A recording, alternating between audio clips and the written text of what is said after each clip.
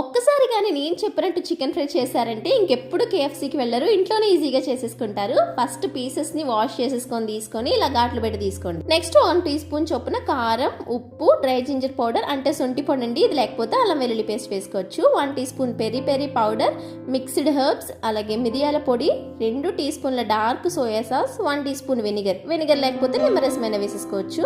ఇవన్నీ చికెన్కి బాగా పట్టేలా కలుపుకొని ఒక అరగంట సేపు ఫ్రిడ్జ్లో పెట్టేసుకోండి.